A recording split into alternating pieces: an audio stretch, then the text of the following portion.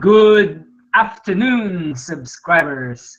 Welcome to episode 3 of the Palabook Club, where we're discussing the art of money. We're on chapter 2, the body check-in.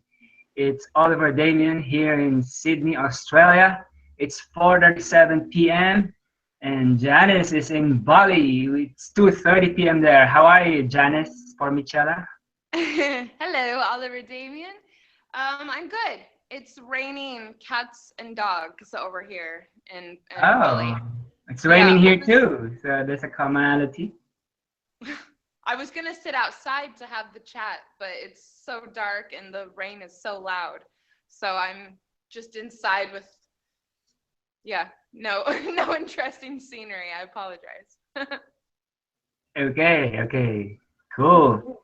So, chapter 2, it's like when I was reading this, I thought, oh, when we discuss this in the book club, it's like preaching to the converted because I'm Yeah, I already know. a fan of body check-in. So, what was your impression? Yeah, I was really excited about this part of the book as well because of, the meditation practice that you and I both do. Mm-hmm. Staying present in the body and being in touch with, physical sensations and physical desires and not checking out Mm-hmm. is something that, I'm continually trying to practice in my day to day. Mm-hmm. But it's true what she says is, even those of us who have regular meditation practice, when it comes to money, oh my God, just completely, it just all goes out the window entirely. And Yeah, it's interesting. Yeah. yeah, and I check out of my body sometimes, sort of in the form of anxiety or tension in my chest. And I definitely do that with money. So I've started practicing this like pretty hardcore. Oh, so how are you practicing it? Well, funnily enough, I had actually started trying to work on my anxiety and nervousness around money about 3 days before I got the book, or before I started reading the book. And one thing that I'm doing is, as soon as I start feeling some of these physical sensations, I'm stopping what I'm doing. And yeah, I do a full check-in and try and figure out what it's about, try and calm that down, and try and get to the root of what it is I'm, actually anxious or stressed about. Mm. And then when I am making decisions around money, I'm doing it as well. Not always. Last week I made a small decision about some payment plan I was trying to work out with a bill I owe, and I totally forgot to do this. And then afterwards, I realized that I should have. Okay. And what do you think would have happened had you done the body check-in? Well, it was a decision just about a bill that I owe, and Mm. I was really rushed to make it, or at least I felt like I was, even though I wasn't really. They weren't giving me a deadline or hassling me or anything. But I started feeling anxious, and I just wanted the whole experience to end. And so I just made some sort of snap, quick decisions about it. Yeah. And now I think if I would have taken my time and done the body check-in first, I would have, I think, done a couple things differently. Thought it through a little bit more, at least. Yeah, and when I was examining myself in relation to this chapter, I kind of look back to chapter 1, the shame about money, and I think they go hand in hand.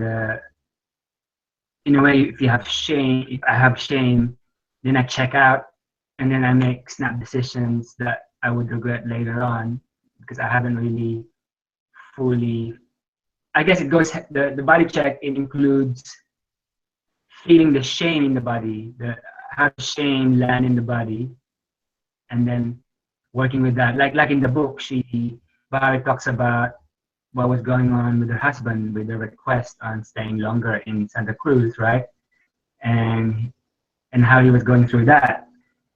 And also I had the idea, I had the experience of what also she said, that it's not only about the uncomfortable things about money, but it can also be the good things, like receiving money can also check us out. And that happened to me too when I started earning big bucks as a lawyer. Somehow I didn't know what to do, right? Like suddenly everything became real. What should I do with all these things? And yeah, it's interesting. It's really fascinating how a simple thing like checking in with the body can be powerful. It's I'm still pondering this on why it's so effective. I really liked what you said. I'm glad that you brought up the issue of money shame so quickly. Yeah. When I traveled over the weekend, sort of out of necessity, I went to Kuala Lumpur, Mm-hmm. and I had such a hard time finding food that I could eat there because I'm gluten free. Okay. Yeah. Oh my God. And like seriously, at one point I was like starting to get hungry. So I did a bunch of research and found a good place with gluten-free food, but it was just a little bit more expensive. Yeah. But not too much. And I started getting so worked up about it. And so I stopped and I did the body check-in. And I realized that I was having all these issues around not thinking that I deserved to have a decent meal because my budget's very tight whilst I'm traveling. And yeah, I started, realizing that it was about me not feeling like I deserved it, which is completely BS. I've been working my butt off over here, and there's nothing wrong with having a decent meal while you're, traveling, especially when you're traveling alone. So yeah, I sat down and I even had a glass of wine and a gluten-free pizza. And yeah, I told myself I deserved it. Yeah. And yeah, I've been applying that recently. Instead of yeah, it's in line with my own direction of following where the desire is, where the turn on is, and it's more effective than just using a logical weighing of things. I was thinking about this actually, like in I think in philosophy or in when they're trying to make artificial intelligence. At first they were stuck because really if you do algorithms, like I think there's a story of the donkey who was equidistant between two bodies of water where it could drink. So it died of thirst because it couldn't make up its mind which pool of water to drink. It's the same with, let's say I was programming an artificially intelligent agent who is maximizing all things. It will compute, which is it more maximum to do this, maximum to do that. If you just do that, that thing won't last in the real world because there's no engine. There's no desire. So in a way, it's so weird that really, I think if we are to engineer artificial intelligence, we need to create this. We need to put desires in machines. I think somebody did that actually at MIT, where they designed a robot that is programmed to want electricity. So it wants to plug in, and apparently all the researchers could feel the desire of this thing to plug into a wall outlet. So they programmed it to want electricity. So yeah, that's lovely. yeah, and I the feel way like I related everyone it. should live Sorry. this way. I feel like everyone should live this way. I want to, convert everyone to a desire-based life. Yeah, and how that ties in to this chapter is, I think the body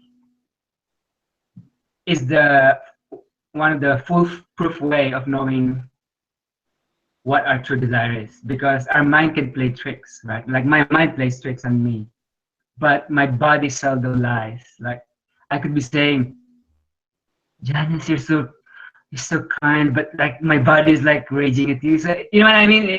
The rage in the body is more real than, oh, I'm a nice person and I shouldn't get angry. But like, oh, the adrenaline is there. It's like, oh, I just want to punch this person. And then like, that's why they can use body. That's why they can do lie detection, because the body sometimes. Yeah, you're checking out. You're totally checking out when you act that way. Yeah. So it's good to check in so that the mind and the body are one and they're sync, and we know where we are at the present. Yeah. She also talks about being in the now, Yep. and which is really nice. And that reminded me, like, he's actually in Sydney. He's coming to Sydney, or if he's already not here. That's Eckhart Tolle, and he wrote that book, The Power of Now. And I think that saved me. I was undergoing through a bout of depression when I was in my early college years, and I read that book, and it saved me. It saved me really, because I still remember saying, if you're feeling stuck, or if you're feeling all this depression, there's only three things you could do: change the situation, change your attitude about the situation, or take yourself out of the situation. All other things are useless. We're just like, this is so good. Either Yes. accept what's happening or change what's happening. And if you can't do either, then take yourself out of the situation. So it's like, oh, that's amazing. It's simple, but when you're in that kind of weird funk, it helps to have someone spell it out, right? And I think it's the same with what's Barry doing for money. Instead of being our minds being buzz with all this, oh, you need to pay this, it's just feel the body, and then you can, once you're anchored, then you can make better decisions. I think that's gold.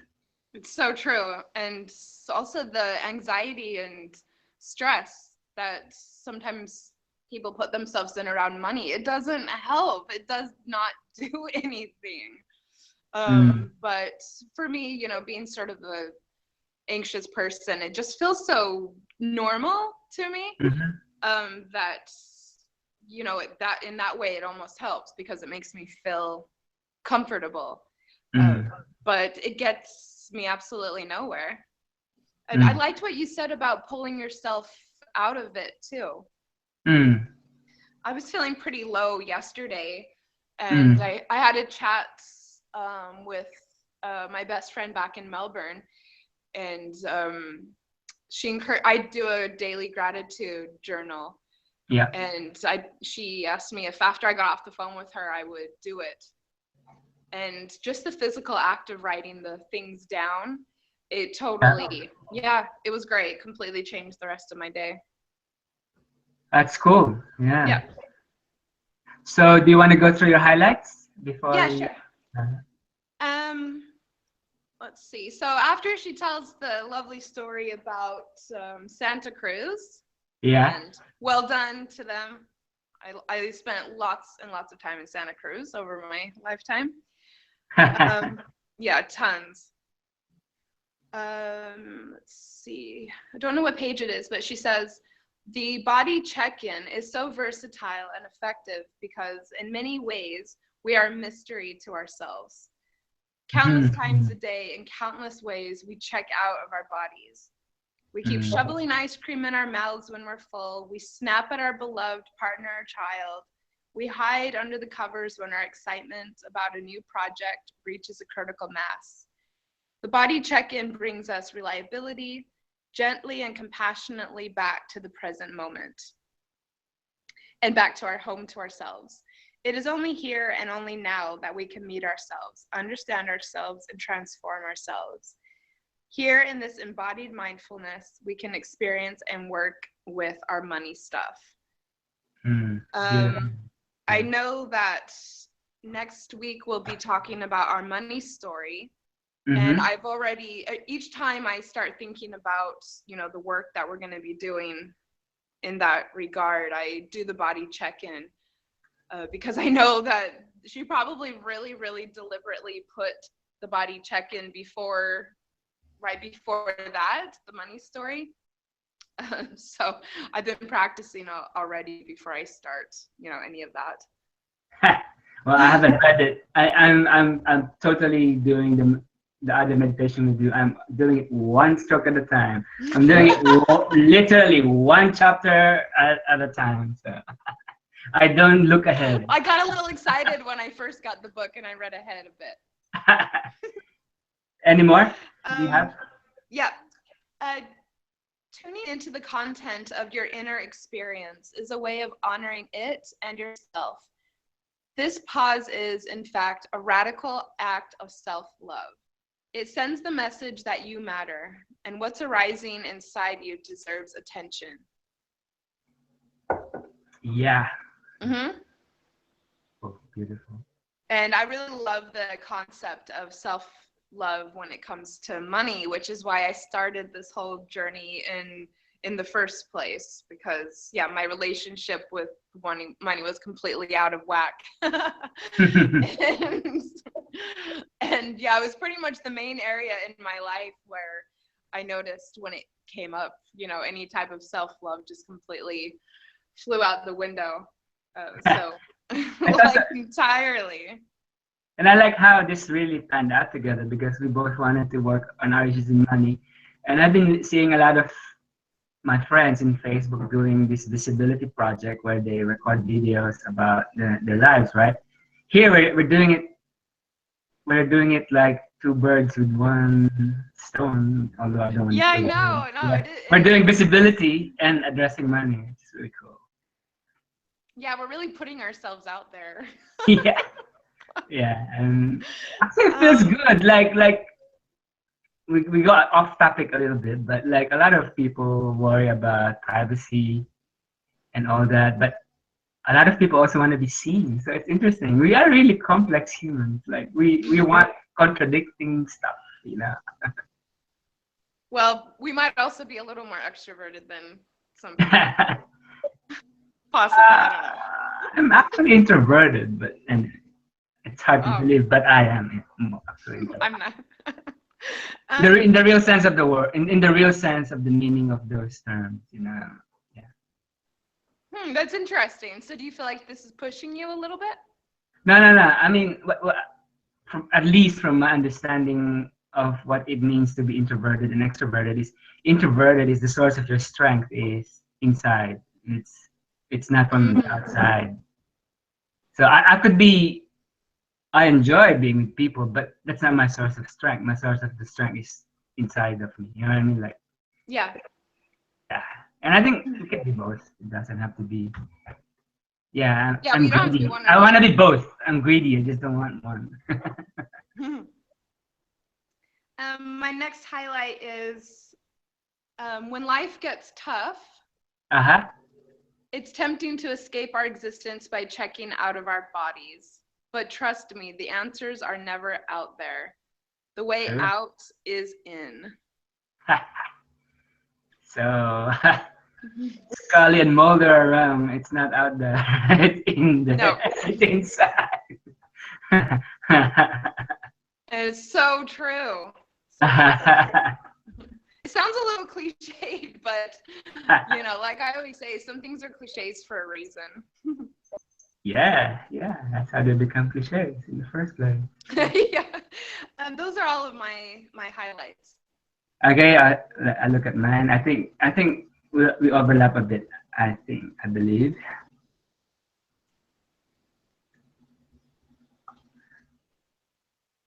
So, I guess the first comment I have is she structured this chapter so beautifully. So she first starts with the story, and it hooked me in because it's a story, right? I love story. And then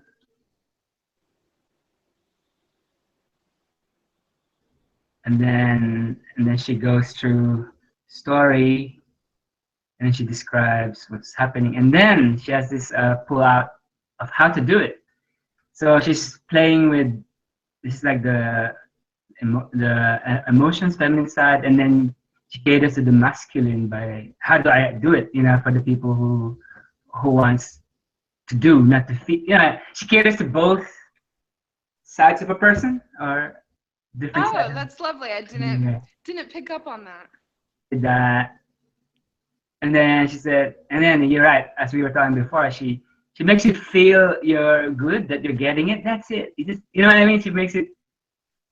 She doesn't. You know, some authors or some teachers inadvertently, maybe or unconsciously, try to make their topics harder than it is, and somehow, I don't know, maybe subconsciously they think it's better if they make it appear to be hard to do or something. But actually, the opposite is true. You want people to win, right? People to succeed. So I think she's doing a good job of that.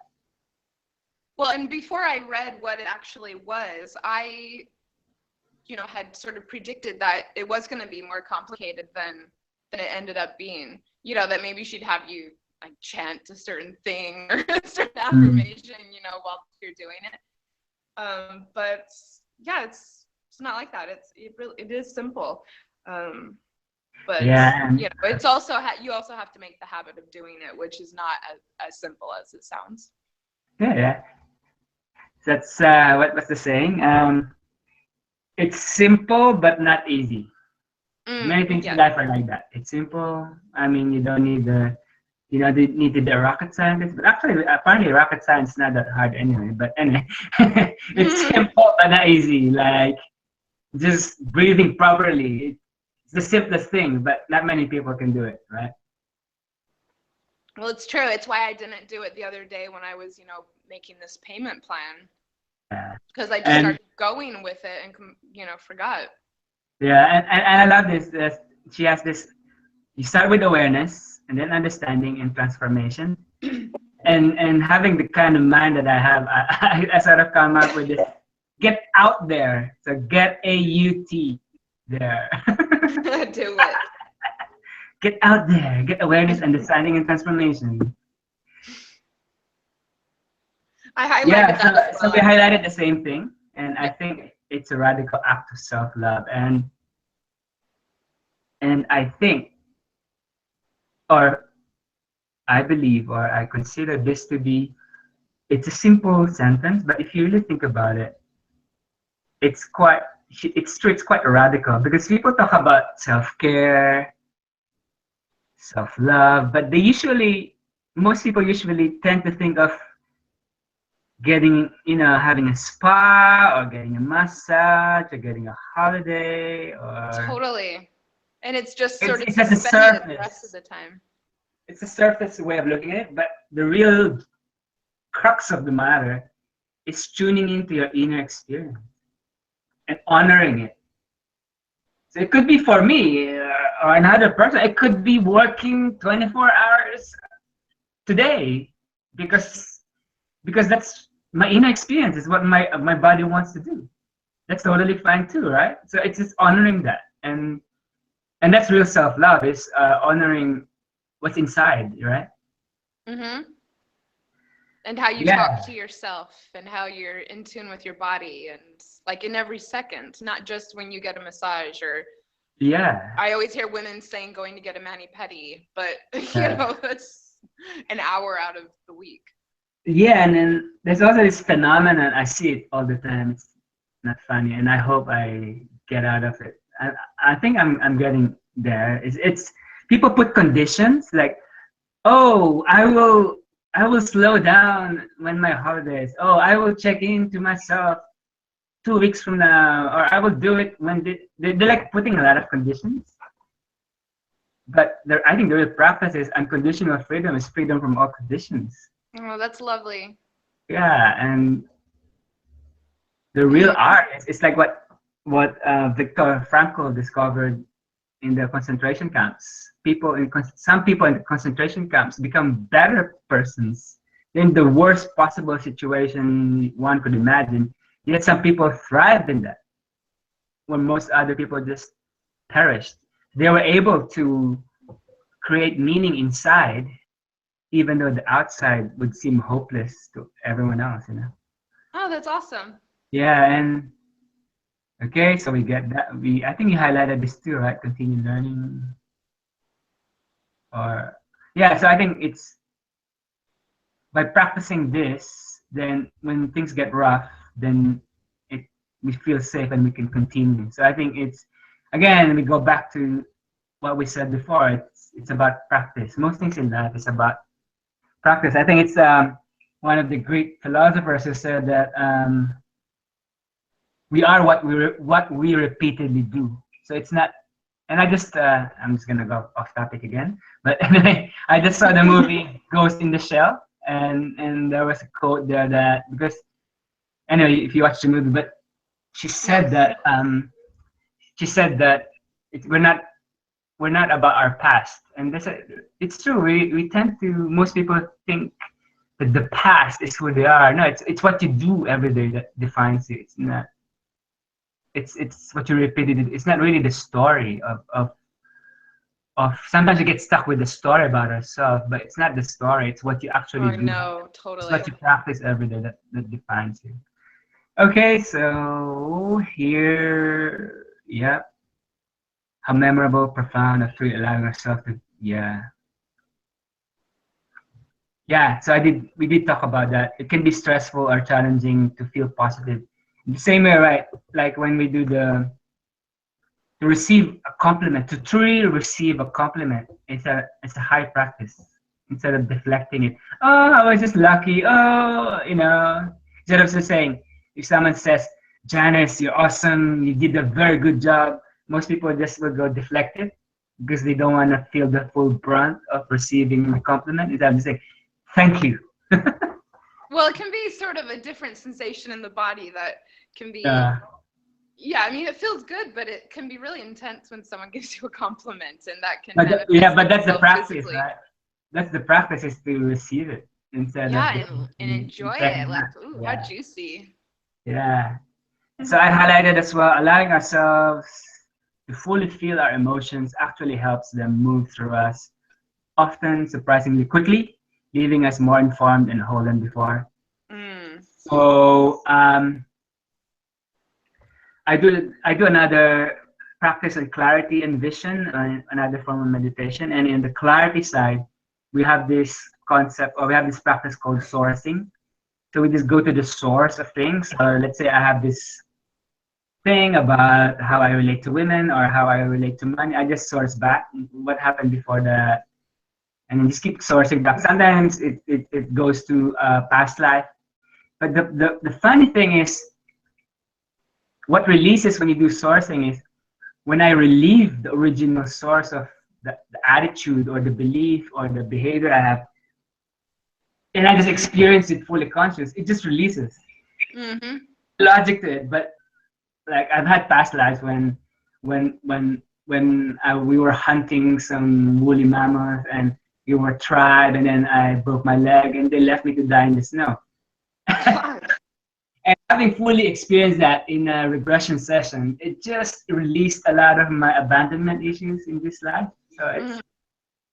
I guess that's what she's saying. When you allow, you just feel the emotions. It's something magic happens when you just don't run away from it. Yeah, that's powerful. I like, it sort of relates to what I was going through yesterday, and yeah, I actually had to talk it through and have a cry. And it's pretty common knowledge to a lot of people that when you cry and you just like let it out, Mm-hmm. I mean, wow, yeah, what a release as well. And that's, also I just realized, like, a complete physical thing that you have to give into, just like doing, the body check-in. And Yeah. what a surrender to have a cry. Oh, I love a good But cry. then, It's just you know, amazing. I just it love a sort good of cry. sucked in the moment, No, but I it's felt better after. yeah, that's something raw and something It was honest. about something so stupid too. I'll tell you offline, but I had to do it. Like, I had to cry about it. Judging, as in improv. Oh yeah, yeah, Judging sorry. yourself. I'll get there. I'll get there. Let me just finish. Let's see. Let me just check if there's more, and then we could wrap this up. Yeah, this one is a big one for me. If you encounter some particularly overwhelming emotions, old wounds or trauma, please do not deny yourself the support you need and deserve. Um, I'm not really good at asking for help, so that's I should put that in my list of things that would be good practice for me is to ask for help when I need it. Yeah, totally. And I actually really want to reach out and involve more people in this money journey that I'm going through. I actually really want to take Barry's course next year. And yeah, keep surrounding myself with people who, are supportive and knowledgeable and positive. So I like Yeah. that. Little word of caution. Yeah, and I also have this when she was describing the reaction her husband was having, it was his core money issue wrapped in shame and anxiety and very close to a fear of dying. I could relate to that. And once you hit a core issue, once I hit a core issue, I actually feel like dying. It's true. That's how I feel. Experience, and that's why it's overwhelming. That's why it overpowers our it overpowers my rationality because I feel like it's like it triggers the fight or flight animal thing in me. So it's really powerful. So when you hit a core issue, so That's a good, I like that. That's a really good point. Thank you. yeah, and I guess that's when you need support, someone who could really say you're in red, just slow down, stop everything. Yeah, that's when you need support. Um, yeah, this is a good one too. Making more money won't heal them. Awareness does. The marker of growth isn't necessarily that your issues disappear, is that you're able to move through them when they arise, and you can prevent your core money issues from making money decisions, major money decisions for you. And that is, I mean, this is the bomb. And and one of my other teachers who's died recently, he said that you you don't change by solving your problems. You solve your problems by changing. So like if you think that I don't have much money now and the solution is to have more money, then it it, it won't really be the solution if you don't change yourself, right? It'll just create a bigger problem. Yeah, and, that's and right. I've I seen like that. that. Yeah, I've seen that with a lot of some of my rich friends. They're rich, but they have this really stingy attitude to money. I mean, maybe that's why they're rich, but what's the point of having money if you don't enjoy it really? So I agree. right. I'm going to enjoy it.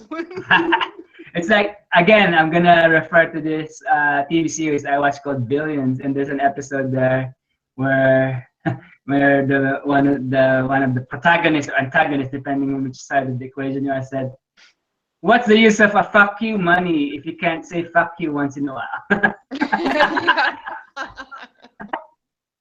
Oh, lastly, yeah. So lastly, I wanna highlight this again is I recognized the pattern, was patient with it, stayed in connection with Barry, and made a new decision. And I just want to highlight the power of staying connected despite of what's happening. And I think that's really helped me in my relationships because my previous default was when things get hot in the kitchen, I run out, I disconnect, which is very masculine reaction. I'll go into my cave, man cave, and I'll work it out.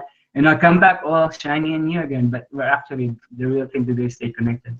That's the real that's the real practice for a man is to be able to hold it, even though this when sometimes the feminine flares out, it's just like a tsunami of a force of nature. And you're a real man, and when you can withstand that and stay present. Hell yeah. And that's for me. Any last words for you? I really like this chapter, and I'm looking forward to the next ones. Well, yeah, that's what I was gonna say too. That's we delve deeper in the next chapter, and I'm looking forward to that. Cool. Any last words, or before we end Well, this I guess let's episode? give a shout out to Barry. Hope you enjoyed the Yeah. episode. Yeah, it felt so nice. I really felt the love she had when she interacted with us. I felt this although I don't know her personally, I felt somehow of a connection. The way she handled the interaction, it was Yes. beautiful. It was Yeah. very, very supportive. I'm really like stoked about having her along. Yeah. Okay. Thank you, folks, for listening to this episode. Oh, before I forget, let's say for our subscribers and viewers, Oh yes. the next episode we're scheduled to have another person, so there'll be three of us. So that'll be fun to look forward to. Three people discussing chapter Yay. 3. Yeah. So and she's actually one of my best friends, and she's one of my teachers when I came back to Australia. She helped build the community I plugged into here. So I'm really looking forward to having her here join us. So that'll be fun. Yeah, same. And it will be a couple days later next week Yeah, it'll be another because of time. that. Yeah. All right. Thank you. And as always, please, if you find this useful and if it helped you, please do like.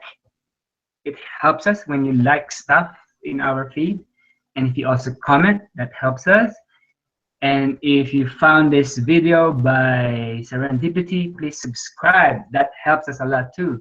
So we really, really appreciate your feedback, any form of feedback you can give us. We love that. And it keeps us going. So if you want these things to keep going, then a little interaction would go a long, long way. You don't know how far it goes. A simple Agreed. like. Yeah.